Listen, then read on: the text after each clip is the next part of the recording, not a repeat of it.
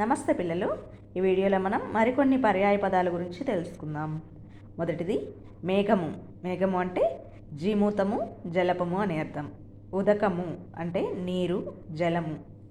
సుతుడు అంటే కుమారుడు, కొడుకు, తనయుడు అనేవి సుతుడు అనే పదానికి పర్యాయ పదాలు. ఏ పదం ఇచ్చినా కూడా ఇందులో కొడుకు అని ఇచ్చినా మిగతా 3 రాయాలి. తనయుడు అని ఇచ్చినా కూడా సుతుడు, కుమారుడు ఇవన్నీ కూడా దీనికి పర్యాయ పదాలు అవుతాయి. నెక్స్ట్ తల్పము. రాజులు హంసతూలికా తల్పంపై శయనిస్తారు అని వింటుంటాం కదా, అలా తల్పము అంటే పాన్పు, శయ్య. భూసురులు అంటే బ్రాహ్మణులు, విప్రులు, ద్విజులు. ద్విజులు అంటే 2 సార్లు జన్మం ఎత్తినవారు అని అర్థం. ఎలా అంటే వారు పుట్టుకతో ఒకసారి, ఉపనయనం ఒకసారి, 2 సార్లు పుట్టినట్లు అర్థమంట. బ్రాహ్మణుల్ని అలా ద్విజులు అని కూడా పిలుస్తారు.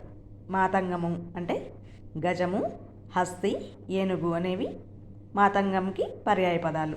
లలన అంటే స్త్రీ, ఇంతి, పడతి. అవని అంటే భూమి, ధరణి. అమృతం అంటే పీయూషము, సుధా. విపత్తు అంటే ఆపద, ఇడుము. ఇడుము అంటే కష్టము అనే అర్థం. కష్టమన్నా, ఆపదన్నా, విపత్తు అన్నా అన్నీ ఒకే అర్థమే వస్తాయి. నెక్స్ట్ ప్రాణము అంటే జీవము, ఉసురు. రణం అంటే యుద్ధం, సమరం, పోరు అనేవి ఈ పదానికి పర్యాయ పదాలు. నెక్స్ట్ విధి. విధిరాతను తప్పించుకోలేము అని అంటుంటారు కదా, విధి అంటే బ్రహ్మ. చతురాననుడు అని కూడా అంటారు. ఇవి 2 కూడా విధి అనే పదానికి పర్యాయ పదాలు. వాణిజ్యం అంటే వర్తకము, వ్యాపారము.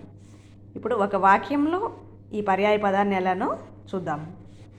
బంగారం ధర బాగా పెరిగింది, అయినా పుత్తడి అంటే అందరికీ మక్కువే, కానీ మనసు బంగారం అయితే ఈ స్వర్ణం ఎందుకు. ఈ పై వాక్యంలో బంగారం అన్నా, పుత్తడి అన్నా, స్వర్ణం అన్నా 3ంటికి కూడా ఒకే అర్థం వస్తుంది. ఇలా వచ్చే పదాలని పర్యాయ పదాలు అంటారు. ఛానల్ని సబ్స్క్రైబ్ చేసుకోండి పిల్లలు. ధన్యవాదములు.